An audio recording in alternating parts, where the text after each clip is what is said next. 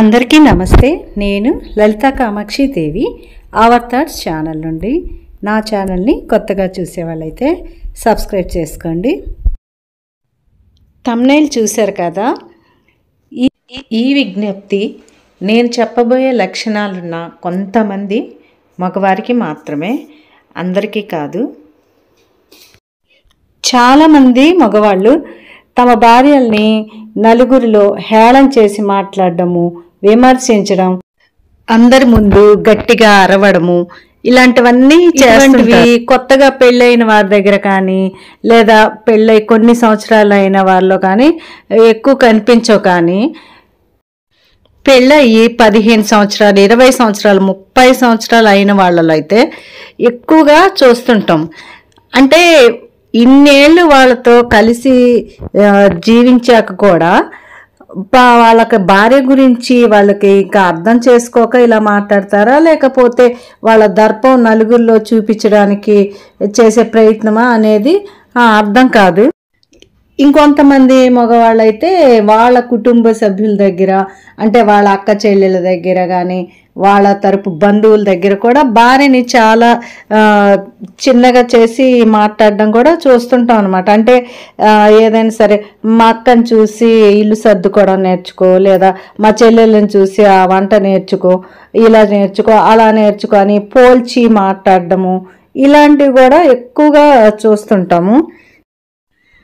వారు భార్యని అలా అని ఉడికించాలనుకుంటారో లేదా జోక్ చేసామనుకుంటారో తెలియదు. కానీ జోక్ చేస్తే భార్య నవ్వించే విధంగా ఉండాలి, కానీ చిన్నబుచ్చే విధంగా అయితే ఉండకూడదు కదా.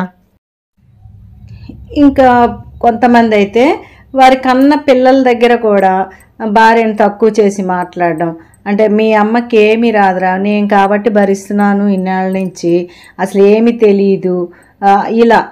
దానివల్ల పిల్లలకు కూడా ఆ తల్లి మీద ఒక రకమైన అభిప్రాయం అయితే ఏర్పడుతుంది కదా. నిజమేనా, మా అమ్మకి ఏం తెలియదు అనుకుంటా, అంటే ఎందుకు పనికిరాదా ఏంటి అన్న వాళ్ళకి థాట్ వచ్చేలాగా ఈ తండ్రులు మాట్లాడుతుంటే మరి పిల్లలు కూడా వాళ్ళు అదే అర్థం చేసుకుంటారు కదా. ఇంకా చెప్పాలంటే పిల్లలు పెళ్ళిళ్ళు అయ్యాక వచ్చిన కోడళ్ళ ముందు, అల్లుళ్ళ ముందు కూడా భార్యని చులకన చేసి మాట్లాడి వాళ్ళ ముందు విమర్శిస్తూ ఉంటారు కొంతమంది మగవాళ్ళు. వాళ్ళకి భార్యని అందరి ముందు విమర్శించడం వల్ల మన పరుగు పోతుంది అన్న ఒక ఇంగిత జ్ఞానం అయితే ఉండదు. వాళ్ళకేంటంటే ఏదో అనేసాము అనేసి ఒక ఆనందము ఏదో ఫీల్ అవుతారేమో తెలియదు, కానీ అది మాత్రం అదే ఆ భార్యకి ఎంత బాధ కలిగిస్తుంది అనే విషయం అయితే వాళ్ళు బాగా తెలుసుకోవాలి. మీ భార్యలో మీకేదో నచ్చలేదు, లేదా ఇంకా తనేదో నేర్చుకోవాలి అని మీరేదో ఇంకా ఎక్స్పెక్ట్ చేస్తున్నారు. అలాంటప్పుడు నలుగురిలో కాకుండా 4 గోడల మధ్య చెప్తే ఇంకా మీ మీద గౌరవం పెరుగుతుంది, మీకోసం ఏదైనా చేయడానికి కూడా సిద్ధపడుతుంది. అలా కాకుండా మీరు ప్రతిసారి 10 మందిలో క్రిటిసైజ్ చేయడం వల్ల ఆవిడ ఆత్మాభిమానం కూడా దెబ్బతింటుంది. ఎంత సహనంగా ఉండే వాళ్ళకైనా సహనం చచ్చిపోతుంది. ఒక్కసారి ఇలా బిహేవ్ చేసేవాళ్ళు మీ భార్యని ఎలాగైతే మీరు మాట్లాడుతున్నారో అదేవిధంగా మీ భార్య మిమ్మల్ని నలుగురిలో ఇలా హేళనగా మాట్లాడితే మీరెంత చిన్నబుచ్చుకుంటారు, మీరెంత ఫీల్ అవుతారు అనేది మీరు ఒక్కసారి ఆలోచిస్తే ఇంకొకసారి ఇలాంటి తప్పైతే చేయరు.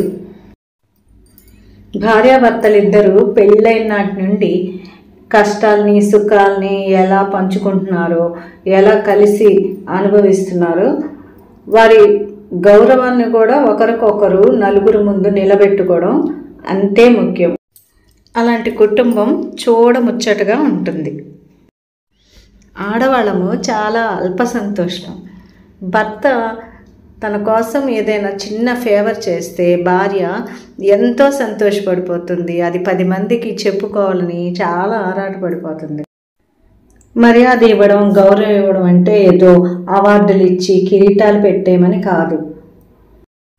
తోటి మనిషిగా గుర్తించి తన మనసుకి బాధ కలగకుండా చూసుకుంటే అదే చాలు. భర్త రాజులా ఉండాలంటే భార్యని నలుగురిలో బానిసలా కాదు, రాణిలాగా చూసుకోగలగాలి. అలాగే భార్య కూడా తను రాణిలాగా ఉండాలంటే భర్తని నలుగురిలో గౌరవించగలగాలి. అప్పుడే చూసేవాళ్ళు కూడా మనకి గౌరవిస్తారు, మన ఫ్యామిలీని మెచ్చుకుంటారు.